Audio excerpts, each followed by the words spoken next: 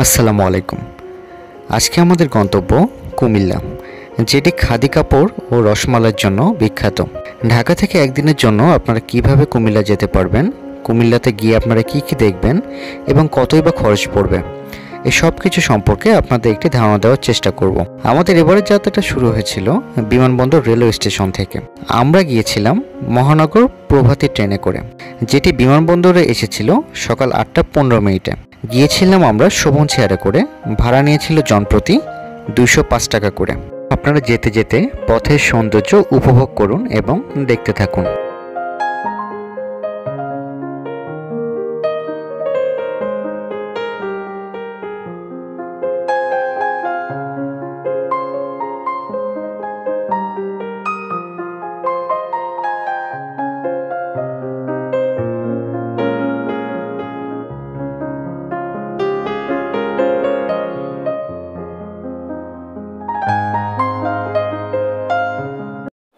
আসসালামু আলাইকুম। Comilla railway station থেকে আপনাদের সবাইকে স্বাগত জানাচ্ছি। আজকে আমরা ঢাকা থেকে রওনা দিয়েছিলাম সকাল 8:15টার সময়। এখানে আসতে প্রায় 3.5 ঘন্টার মতো লেগে গিয়েছে। আমরা ট্রেনে করে এখানে এসেছি।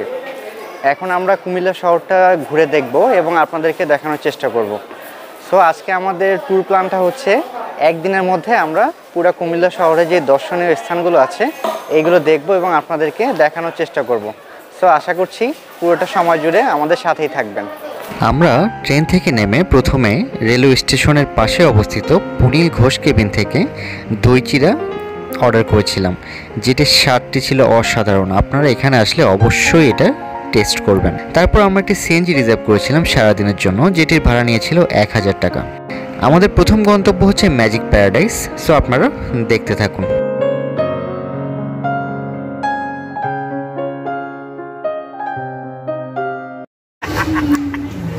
বন্ধুরা, আমাদের প্রথম হচ্ছে দর্শনীয় স্থান সেটা হচ্ছে ম্যাজিক প্যারাডাইস। এখানে এসেছি, আমরা ঘুরছি। এখন আছি ডাইনোসর ওয়ার্ল্ডে। খুবই ভালো লাগছে, বাট প্রচণ্ড গরম। আপনারা আসলে বিকালের সময়টা ধরে এখানে আসবেন, ভালো লাগবে আপনাদের কাছে।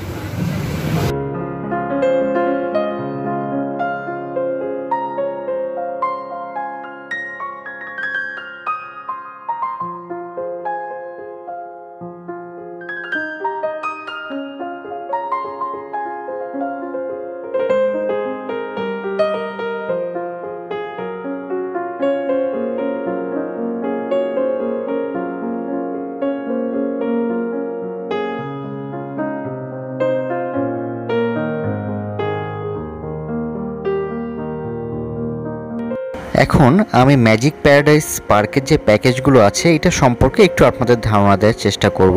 এন্ট্রি ফি, সাথে ডাইনোসর ওয়ার্ল্ড আর সাথে 2টা রাইডস আছে, যেটার প্যাকেজের মূল্য হচ্ছে 300 টাকা, যেটা আমরা নিয়েছিলাম। আর বাকি যদি আপনি প্যাকেজগুলো নিতে চান, এন্ট্রি থাকবে dinosaur world, water paradise, dry rides, সবগুলো আপনার 500 টাকা থেকে শুরু করে 650 টাকা পর্যন্ত আছে। সো আপনাদের কাছে যেটা ভালো লাগে আপনারা সেইটাই এখান থেকে নিতে পারবেন।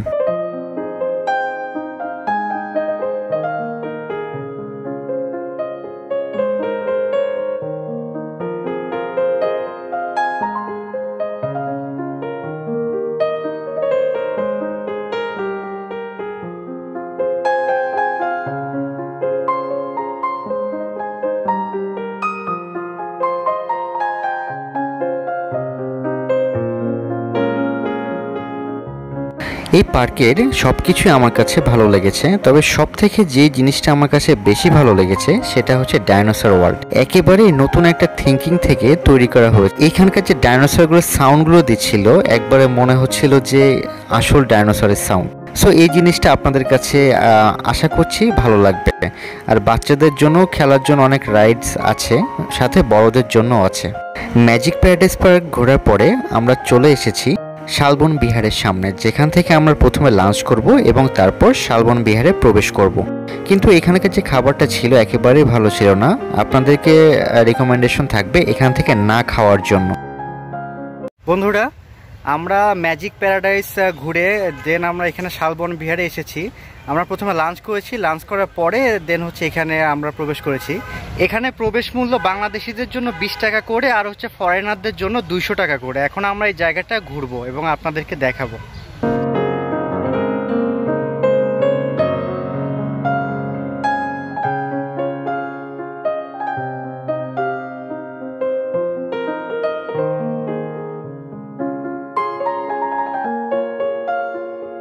শালবন বৌদ্ধবিহার, যেটি কুমিল্লা জেলার কোটবাড়িতে অবস্থিত, যা বাংলাদেশের প্রাচীন সভ্যতার অন্যতম নিদর্শন হিসেবেও সুপরিচিত। তৎকালীন সময় এই অঞ্চলে শাল ও গজারের বন ছিল বলে বিহারটি শালবন বিহার নামে পরিচিতি লাভ করে। শালবন বিহারটি অনেকটা পাহাড়পুর বৌদ্ধবিহারের মতো, তবে আকারের দিক দিয়ে পাহাড়পুর বৌদ্ধবিহার থেকে কিছুটা ছোট।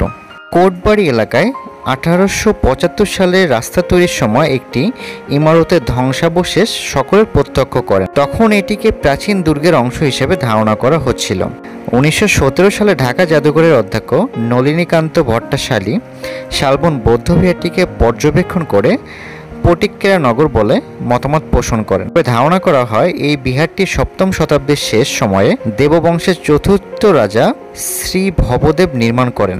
বিভিন্ন সময়ে শালবন বিহারের 6টি স্থাপনা নির্মাণ ও পুনর্নির্মাণের কথা জানা যায়। মনে করা হয় 8ম শতাব্দীর মধ্যে তৃতীয়বারের মতো কেন্দ্রীয় মন্দির নির্মাণ ও বিহারের সার্বিক সংস্কার হয়। পর্যায়ক্রমে 8ম ও 9ম শতাব্দীতে চতুর্থ ও পঞ্চমবারের মতো বিহারটি সংস্কার করা হয়। শালবন বিহারটি দেখতে আয়তাকার, এর প্রত্যেক বাহুর দৈর্ঘ্য 167.7 মিটার। চতুর্দিকে বিহারের দেয়ালে প্রায় 5 মিটার পুরু।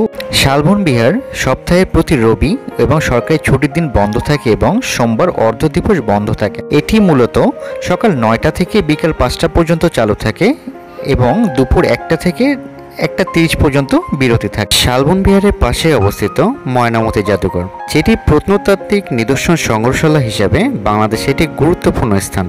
ময়নামতি জাদুঘরে 42টি ভিন্ন ভিন্ন সংরক্ষণগারে কুমিল্লার বিভিন্ন স্থান থেকে 7ম ও 8ম শতাব্দীর নানা নিদর্শন সংরক্ষণ করে রাখা হয়েছে। ময়নামতি জাদুঘরে জনপ্রতি প্রবেশ টিকিটের মূল্য 20 টাকা। 5 বছরের কম শিশুদের বিনামূল্যে জাদুঘরে প্রবেশ করার সুযোগ রয়েছে, আর বিদেশি পর্যটকদের জন্য 200 টাকা। ময়নামতি জাদুঘর রবিবার ও সরকারি ছুটির দিন বন্ধ থাকে এবং সোমবার অর্ধ দিবস বন্ধ থাকে। শীতকালীন সময়সূচি অক্টোবর থেকে মার্চ সকাল 9টা থেকে বিকাল 5টা পর্যন্ত এবং গ্রীষ্মকালীন সময়সূচি এপ্রিল থেকে সেপ্টেম্বর সকাল 10টা থেকে বিকাল 6টা পর্যন্ত।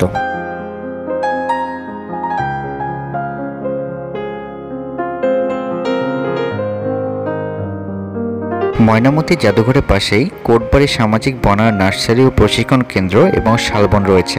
আপনারা এখান থেকে ঘুরে আসতে পারেন, আপনাদের কাছে ভালো লাগবে।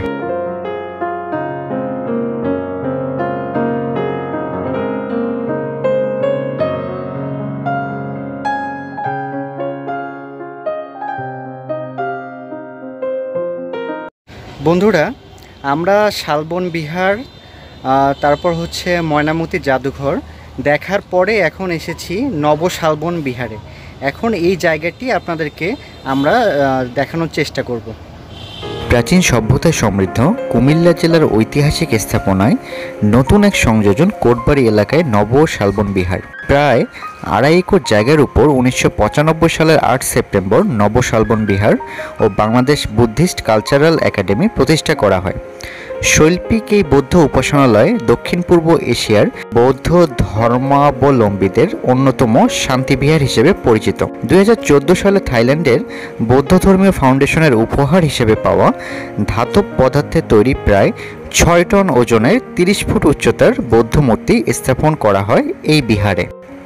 এখানকার প্রবেশ মূল্য মাত্র 20 টাকা। আমাদের আজকের সর্বশেষ দর্শনীয় স্থান হচ্ছে ধর্মসাগর দিঘি, যেটি 1750 থেকে 1806 খ্রিস্টাব্দে পাল বংশের রাজা ধর্মপাল নির্মাণ করেন। এই ছিল আমাদের একদিনের কুমিল্লা ভ্রমণ। আশা করছি ভিডিওটি আপনাদের কাছে ভালো লেগেছে, আর ভালো লাগলে অবশ্যই সাবস্ক্রাইব করবেন। আজকের মতো এই পর্যন্ত। পরবর্তীতে নতুন কোনো ভিডিও নিয়ে আবার ইনশাল্লাহ আপনাদের সামনে আসবো। ততদিন পর্যন্ত ভালো থাকবেন। আসসালামু আলাইকুম।